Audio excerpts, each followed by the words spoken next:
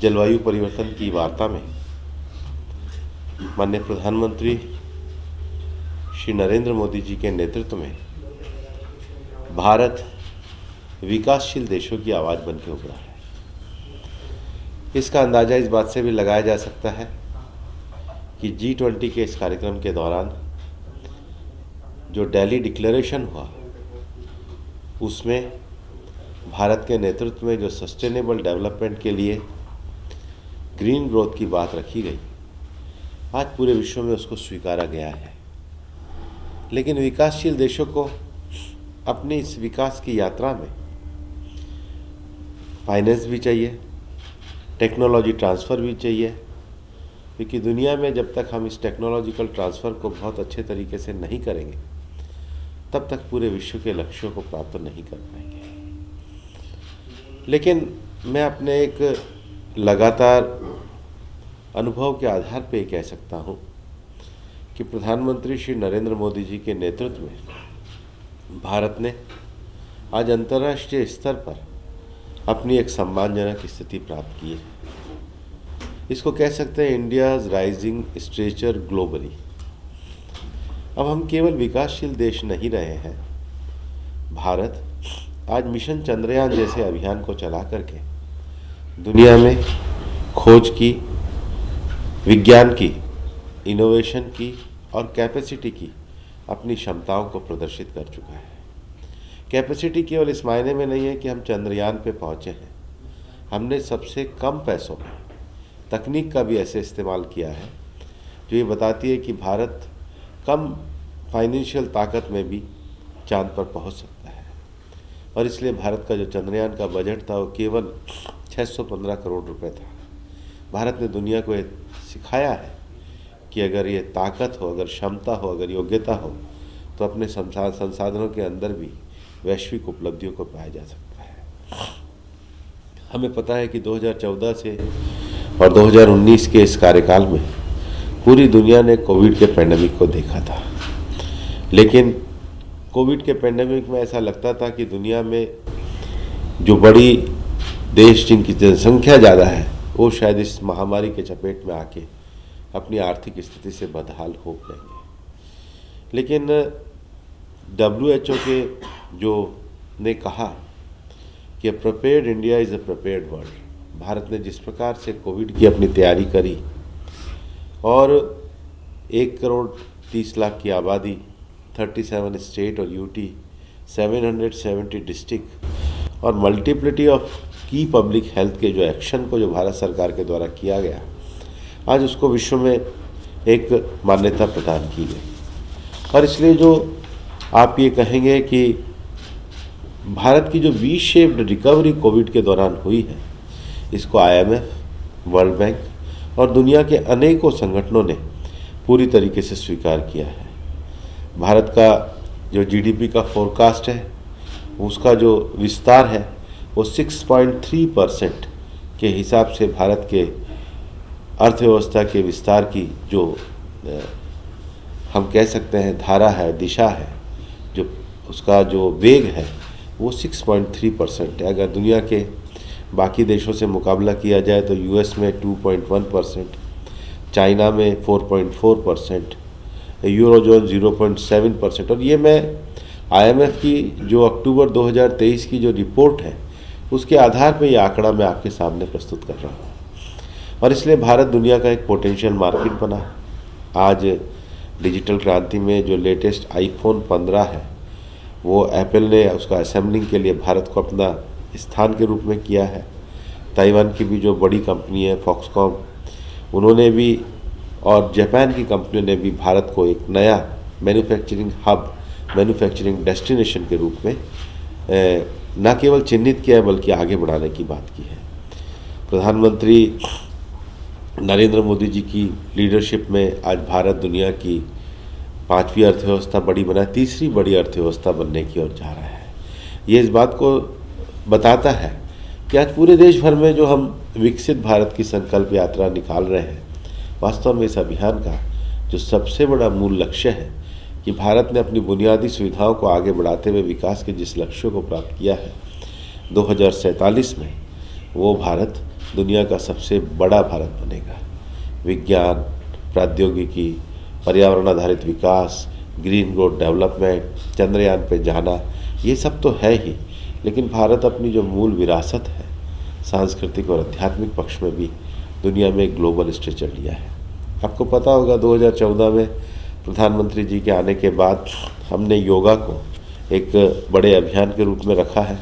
मैं तो आज सारे समाचार पत्रों की सुबह उठ कर के जो फ़ोटो देख रहा था, जो सर्ववेद मंदिर बना है, ये इस बात को दर्शाता है कि हम अपने योग, ज्ञान, विज्ञान, दर्शन, कल्चरल इन्फ्लुएंस के द्वारा दुनिया में एक सॉफ्ट पावर के रूप में हम परिणित हो रहे हैं।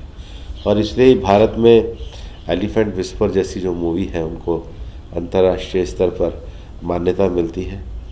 चाहे ऑस्ट्रेलियन पूर्व प्रधानमंत्री एंटोनी अल्बनीज़ हो, चाहे डैनिश पीएम मेटे फ्रेडरिकसन हो, चाहे इटालियन पीएम जॉर्जिया मेलोनी हो, और चाहे गूगल के सीईओ सुंदर पिचाई हो, मोदी जी की क्षमताओं को, नेतृत्व को, उनके विज़न को, उनके विकास की धारा को सबने स्वीकार किया। मित्रों, प्रधानमंत्री जी के साथ जब कभी अंतर्राष्ट्रीय स्तरों पर हम उनको बहुत नज़दीक से इन वैश्विक बहुपक्षीय वार्ताओं में देखते हैं, जिस प्रकार का उनके नेतृत्व के प्रति हम एक सम्मान देखते हैं, वो बहुत बड़ा विषय है।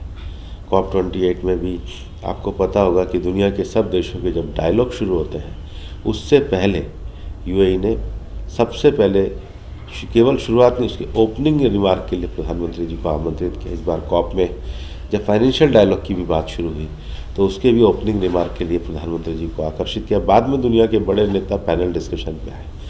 क्योंकि ये विज़न, इसको हमने ग्लोबली स्ट्रेचर की दृष्टि से बढ़ाया है, इसके कारण आज हम इस विज़न को लेकर के दुनिया में अपना एक स्थान बना रहे हैं। और यही कारण है कि आज हमारा यूथ जो है वो जॉब गिवर हो रहा है रेदर देन जॉब सीकर। आज सबसे ज़्यादा स्टार्टअप हमारे देश में बन रहे हैं। अभी जितने भी PLFS के आंकड़े आए, बल्कि रिसेंटली जो आंकड़ा है वो दर्शाता है कि महिलाओं की कार्यक्षमता जो है, महिलाओं का जो कार्यकारी बल है, उसका रोजगार में बड़ा बढ़ावा हुआ है। भारत में रोज़ एक नया स्टार्टअप खुल रहा है और नंबर 2 आज हम स्टार्टअप में हुए हैं। लार्जेस्ट स्टार्टअप का हमारा इकोसिस्टम पूरे देश में बना है। आज भारत तीसरा लार्जेस्ट नंबर यूनिकॉर्न में वर्ल्ड के अंतर्गत आया है। 2021 में हमने 29 दिन में एक यूनिकॉर्न की स्थिति को प्राप्त किया है। अब 2022 में वो संख्या जो दिवस है वो घटकर 9 हो गए हैं। तो ये तेज़ी से आज भारत के जो विषयों को हम बढ़ाने का काम कर रहे हैं। फिर क्लाइमेट एक्शन में मैंने आपको बताया है कि हमने दुनिया में क्लाइमेट एक्शन के लिए क्लाइमेट एक्शन ओरिएंटेड प्रोग्राम दिए हैं। जैसे स्वीडन के साथ मिलकर अभी COP में भी प्रधानमंत्री जी के साथ हमारा लीडरशिप फॉर इंडस्ट्री ट्रांजिशन, कि आखिर हमको ग्रीन ग्रोथ करनी है, ग्रीन इंडस्ट्री करनी है, और जो हार्ड टू अबेट इंडस्ट्री है, जैसे स्टील सेक्टर है, जैसे ट्रांसपोर्टेशन सेक्टर है, जैसे सीमेंट सेक्टर है, एल्यूमिनियम सेक्टर है, इसमें हम हार्ड टू अबेट इंडस्ट्री को कैसे ग्रीन ग्रोथ में करें। और भारत ने 2019 में शुरू करा था। इस COP में प्रधानमंत्री जी और स्वीडन के प्रधानमंत्री ने इसका LEAD-IT 2.0 शुरू करा है। दुनिया भर में पर्यावरण के कारण जो लगातार हम देखते हैं तूफान वगैरह आते हैं, इसमें ऐसा कॉलेशन बनाया जाए जो विध्वंस होने वाले जो पर्यावरण के कारण हम कैसा इंफ्रास्ट्रक्चर के लिए कॉलेशन और कैपेसिटी बिल्डिंग, जिसको कहते हैं अपने परस्पर अनुभवों को कैसे क्षमताओं को विकसित करें। तो भारत ने CDRI coalition for disaster resilience infrastructure ये क्लाइमेट एक्शन ग्रुप बनाया है।